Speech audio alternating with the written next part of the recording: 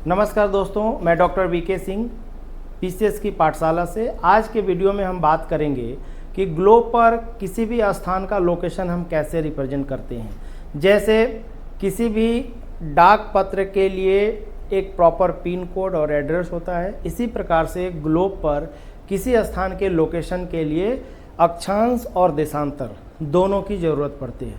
तो हम देखेंगे कि अक्षांश रेखाएं क्या हैं, देशांतर रेखाएं क्या हैं, ग्लोब पर इनको कैसे ड्रॉ करते हैं।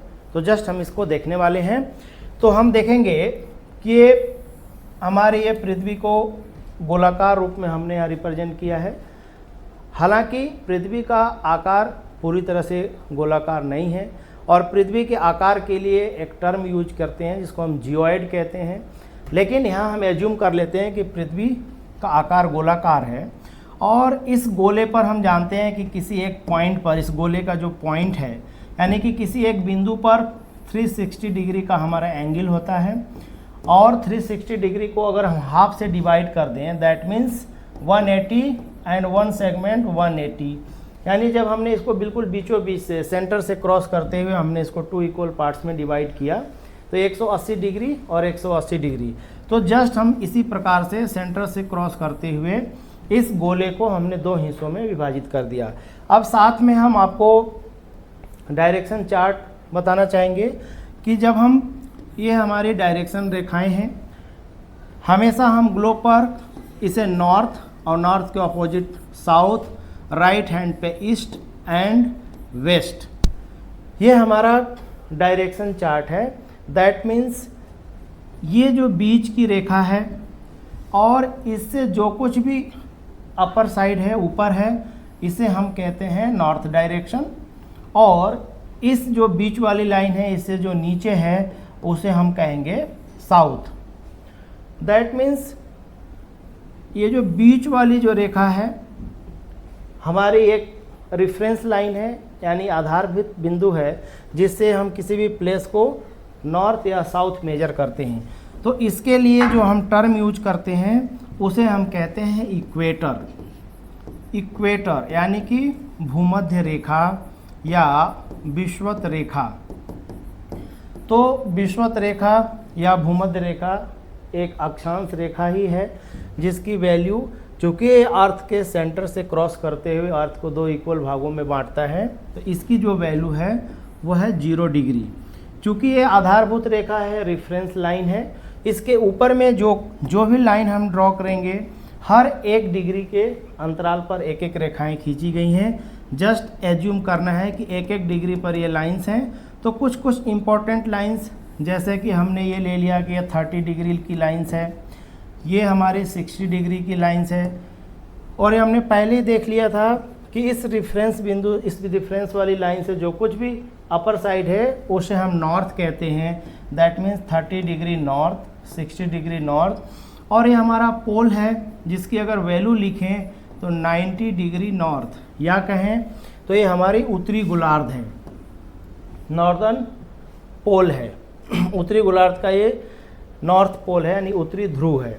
इसी प्रकार से इस रेफरेंस लाइन से जो भी लाइन हम नीचे की ओर ड्रॉ करेंगे, दैट मीन्स 30 डिग्री की लाइन है और यह 60 डिग्री की लाइन है। चूँकि इस रेफरेंस यानी इक्वेटर से नीचे की ओर साउथ है, इस रेफरेंस बिंदु, ये इसको हम इक्वेटर एज्यूम करें तो इसके ऊपर सारा नॉर्थ, इसके नीचे साउथ है। That means 30 degree south and 60 degree south और ये हमारा साउथ पोल है, यानी 90 डिग्री साउथ। तो हमने देखा कि एक गोलाकार शेप की अर्थ को उसके सेंटर से क्रॉस करते हुए 2 बराबर भागों में हमने बांट दिया और इसके ऊपर में नॉर्थ और उसके नीचे में साउथ डायरेक्शन। या अब हम इसको ज्योग्राफी की भाषा में कहें तो भूमध्य रेखा से ऊपर की सभी रेखा, जो ऊपर की सारा जो प्लेस है, इसको हम कहते हैं नॉर्दर्न हेमिस्फीयर, यानी नॉर्थ साउथ की जगह अब हम यूज करेंगे उत्तरी गोलार्ध। इसको हम कहेंगे उत्तरी गोलार्ध और इस टर्म में ही उत्तरी मतलब नॉर्थ और गोलार्ध मतलब गोल जमा अर्ध। दैट मीन्स गोले को आधा, यानी पूरे गोल को हमने बीच से आधा आधा कर दिया। तो दिस इज उत्तरी गोलार्ध और इसके नीचे दक्षिणी गोलार्ध यानी साउदर्न हेमिस्फीयर यह है नॉर्दर्न हेमस्फीयर।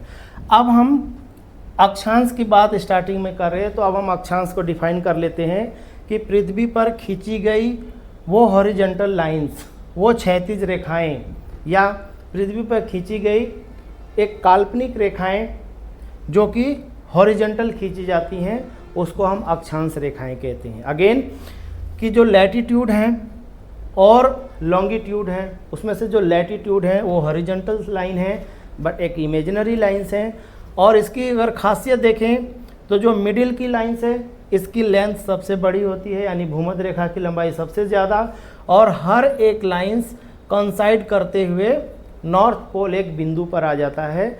यानी हम कह सकते हैं कि भूमध्य रेखा से उत्तर या भूमध्य रेखा से दक्षिण जो अक्षांश होती हैं उनकी लंबाई घटती जाती है, और घटते घटते जो नॉर्थ पोल है वो एक बिंदु के रूप में है, उत्तरी ध्रुव भी और दक्षिणी ध्रुव भी। अब इसी फिगर में हमें देशांतर रेखाओं को देखना है। जैसे इसके लिए हम एक अगेन फिगर ड्रॉ कर लेते हैं कि देशांतर रेखाओं को कैसे रिप्रेजेंट करेंगे।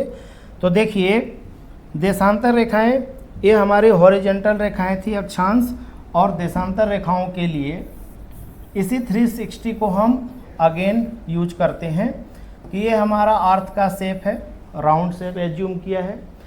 अक्षांश के लिए हमने इसको हॉरिजॉन्टली डिवाइड किया था, देशांतर के लिए हम इसको वर्टिकल डिवाइड कर देंगे। ये भी इसके सेंटर से क्रॉस कर रही हैं। ये वर्टिकल लाइन भी अर्थ को दो बराबर भागों में बांटती हैं। अगेन डायरेक्शन चार्ट पे हम देखें तो ये नॉर्थ है, ये साउथ है, ये ईस्ट है एंड वेस्ट है। तो अब हमें यहाँ ध्यान देने की बात ये है कि जैसे अक्षांश रेखाओं से उत्तरी और दक्षिणी डायरेक्शन का पता चलता है, उसी प्रकार से देशांतर रेखाओं से इस लाइन से इधर ये हमारी ईस्ट है और इस लाइन से इधर वेस्ट है। यानी कि देशांतर रेखाओं से हमें पूरब और पश्चिम का ज्ञान मिलता है। तो दोनों को एक साथ इक्वेट करें, अक्षांश रेखाओं से हमें उत्तरी और दक्षिणी, जबकि देशांतर रेखाओं से पूरब और पश्चिम का हमें ज्ञान पता चलता है। देखेंगे ये जो रेफरेंस लाइन है इसकी वैल्यू भी है 0 डिग्री। जैसे यहाँ पर अक्षांश रेखा की वैल्यू है 0 डिग्री, क्योंकि ये रेफरेंस लाइन है, इसी लाइन को बेस मानकर ही हम ईस्ट या वेस्ट डिफाइन करेंगे। तो जो बेस है, जो आधार है, वो है 0 डिग्री। अब यहाँ से एक एक डिग्री के लाइन पर हमारी पर ये देशांतर रेखाएं खींची हुई हैं। एज्यूम करना है कि ये देशांतर रेखाएं हैं। जो लास्ट वाली देशांतर रेखाएं हैं इसकी वैल्यू होगी 180 डिग्री ईस्ट। इसी प्रकार से इधर डिफाइन करेंगे इसको कि नॉर्थ पोल से चलकर साउथ पोल पर कन्वर्ज करने वाली जो इमेजिनरी लाइंस हैं या उत्तरी ध्रुव को दक्षिणी ध्रुव से मिलाते हुए खींची गई काल्पनिक रेखाओं को हम देशांतर रेखा कहते हैं। तो इसकी जो लास्ट वाली लाइन होगी उसकी वैल्यू होगी 180 वेस्ट। तो हमने देख लिया कि अक्षांश रेखाएं हॉरिजॉन्टल होती हैं, जबकि देशांत रेखाएं ये हमारी वर्टिकल होती हैं। लेकिन आप इस वीडियो में देख पा रहे होंगे जो हमारे सबसे कॉमन क्यूरियोसिटी का क्वेश्चन है स्टूडेंट के लिए कि हम इसको कह तो रहे हैं लाइन, बट हमने इसको ड्रॉ किया है कर्व शेप में। तो एक्चुअल में अक्षांश रेखा या देशांतर रेखा नहीं होती। एक्चुअल में चूंकि पृथ्वी गोल है शेप में, तो हम अक्षांश वृत्त और देशांतर वृत्त होता है। यानी लैटिट्यूड जो है एक सर्कल नुमा है, लेकिन बोलचाल की भाषा में, और चूंकि ये बोर्ड 2D इमेज में है तो हम उसके एज अ लाइन ड्रॉ करते हैं। बट एक्चुअल में अगर हम इसको ग्लोब पर देखेंगे तो हम जस्ट देख पाएंगे कि ग्लोब राउंड शेप में है, और जो मिडिल पार्ट है दिस इज इक्वेटर, और ये राउंड शेप में है। हर एक अक्षांश ऐसे राउंड शेप में कॉन्साइड करते हुए नॉर्थ पोल एक बिंदु पर, यानी कि ये सर्कल नुमा है, राउंड शेप है। तो अक्षांश रेखा ना होकर ये अक्षांश वृत्त है। इसी प्रकार से जो हमारे देशांतर रेखाएं हैं ये नॉर्थ पोल है, top to bottom, north pole को साउथ पोल से मिलाने वाली। तो आप देख पा रहे हैं इसका शेप अगेन सर्कल है। तो ये देशांतर रेखा ना होकर यह भी एक सर्कल है। जो मिडिल लाइन है जिसको हमने 0 डिग्री लिखा है, इसके लिए एक स्पेसिफिक नेम यूज करते हैं। इसे हम कहते हैं ग्रीनविच रेखा। ग्रीनविच। अब चूंकि ग्रीनविच कहने का मतलब है कि ये ब्रिटेन के ग्रीनविच शहर से होकर पास करती हैं, तो इनको हम ग्रीनविच लाइन भी कहते हैं, या प्राइम मेरिडियन कहते हैं, यानी प्रधान या अमूतर रेखा कहते हैं, कई नाम है इसका। इसको हम कह देंगे प्राइम मेरिडियन, है ना, और मेरिडियन। तो देशांतर रेखा के लिए लॉन्गिट्यूड या मेरिडियन दोनों शब्द यूज करते हैं। अब हमारा जो आज का टॉपिक था, हमने अक्षांश और देशांतर रेखा को रिप्रेजेंट करना सीख लिया कि ग्लोब पर अक्षांश रेखा में कुछ कुछ इंपॉर्टेंट, जैसे कोई कहे भूमध्य रेखा का वैल्यू कितना, तो ऑब्वियस सी बात है 0 डिग्री। नॉर्थ पोल की वैल्यू तो 90 डिग्री नॉर्थ, साउथ पोल की वैल्यू 90 डिग्री साउथ। इसी प्रकार से जो हमारी सेंट्रल लाइन है, यानी कि जो 0 डिग्री की जो देशांतर रेखा है, उसे हम ग्रीनविच रेखा या प्राइम मेरिडियन या प्रधान या अमूतर रेखा कहते हैं। और सबसे पूर्व साइड वाली जो देशांतर है उसकी वैल्यू होती है 180 डिग्री ईस्ट, और सबसे पश्चिमी जो देशांतर रेखा है उसकी वैल्यू 180 डिग्री वेस्ट। अब हम बात करते हैं कि ग्लोब पर किसी भी प्लेस को रिप्रेजेंट कैसे करते हैं। जस्ट इसको देखेंगे कि सपोज कर लीजिए कि कोई प्लेस ए है और उसका लैटिट्यूड एंड लॉन्गिट्यूड दिया होता है, और आपको उसको रिप्रेजेंट करना है कि वो प्लेस ग्लोब पर कहाँ होगा।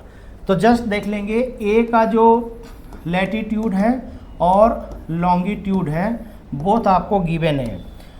लैटिट्यूड है 30 डिग्री नॉर्थ एंड लॉन्गिट्यूड है 90 डिग्री ईस्ट। ये वैल्यू हमें दी हुई है। अब इसको ग्लोब पर आपको पुटअप करके उस प्लेस को लोकेशन बताना है कि एग्जैक्ट वो पॉइंट जो है, कोई प्लेस ए जो है वो कहाँ होगा। तो जस्ट हम रिप्रेजेंट करते हैं कि जो वैल्यू दी गई है उसके लिए हम अगेन ग्लोब ड्रॉ कर लेते हैं। और जो हमने अभी पीछे सीखा है कि इसके बोथ साइड जो हमारे रेफरेंस बिंदु हैं, 0 degree latitude and 0 degree longitude, दोनों हमने इसमें ड्रॉ कर लिया। अब हम देखेंगे कि दिया हुआ है 30 डिग्री नॉर्थ, यानी हम इतना तो समझ गए कि इस लाइन से ऊपर ही होगा, क्योंकि इस लाइन के अपर साइड ही नॉर्थ होता है। पीछे हमने डायरेक्शन चार्ट से देखा था कि इस लाइन से अपर नॉर्थ है, इस लाइन से नीचे साउथ है। इसी तरीके से ये जो रेफरेंस लाइन है, इससे इधर ईस्ट है और इसके इधर वेस्ट है। जस्ट इस वैल्यू को पुटअप कर देंगे। तो देखिए 30 डिग्री नॉर्थ, दैट मीन्स इस 0 डिग्री से एज्यूम कर लेते हैं कि ये हमारी 30 डिग्री की लाइन होगी, 30 डिग्री नॉर्थ की लाइन है। अभी हमें ये नहीं पता कि वो प्लेस इस क्वार्टर में है या इस क्वार्टर में है, लेकिन जो वैल्यू दिया हुआ था 30 डिग्री नॉर्थ लैटिट्यूड की वैल्यू, हमने ये लाइन इस पर ड्रॉ कर लिया। अगेन इसमें दिया हुआ है कि जो लॉन्गिट्यूड है दिस इज 90 डिग्री ईस्ट। तो इतना तो क्लियर हो गया कि ये जो प्राइम मेरिडियन है, ईस्ट का मतलब इसके इधर है। यानी अब यहाँ तक हम आ गए कि 30 डिग्री यानी वो इस लाइन पर ही कहीं है, और ईस्ट का मतलब इस लाइन के इधर ही कहीं है, ये कन्फर्म है। अब हम 90 डिग्री ईस्ट की लाइन ड्रॉ कर लेते हैं। दिस इज 0 डिग्री और ये आखिरी बिंदु है 180, यानी एज्यूम करते हैं कि मिडिल का ये कोई बिंदु जो है वो हमारा 90 डिग्री ईस्ट का लाइन है। अब हमारे लिए बहुत आसान है इसको लोकेट करना कि ये जो 90 डिग्री ईस्ट की लाइन और जो 30 डिग्री ईस्ट की लाइन जहाँ पर दोनों इंटरसेक्ट कर रहे हैं, तो ये ऑब्वियस सी बात है कि दिस इज प्लेस ए। यानी कोई दिया हुआ जो हमारा प्लेस ए है वो एग्जैक्ट यहाँ पे लाई करेगा। अब हम इसको मैप से रिलेट कर लेंगे कि किस कॉन्टिनेंट से और किस कंट्री का वो प्लेस है। यानी किसी भी प्लेस के लिए अगर लैटिट्यूड और लॉन्गिट्यूड गिवन हो तो उस प्लेस का आप लोकेशन पता कर सकते हैं कि वो प्लेस किस कॉन्टिनेंट में होगा, किस कंट्री में होगा। तो इस प्रकार ये इतना सिंपलेस्ट फॉर्म है। तो हम अपनी कही हुई बातों को सम अप करेंगे कि आज हमने जाना कि अक्षांश रेखाएं, देशांतर रेखाएं ग्लोब पर कैसे रेफरेंस बिंदु नॉर्थ साउथ हेमिस्फीयर, ईस्ट और वेस्ट हेमिस्फीयर कैसे फाइंड आउट करते हैं, और किसी भी प्लेस को अपने ग्लोब पर हम कैसे रिप्रेजेंट करते हैं, उसके लिए latitude longitude both value requirement है।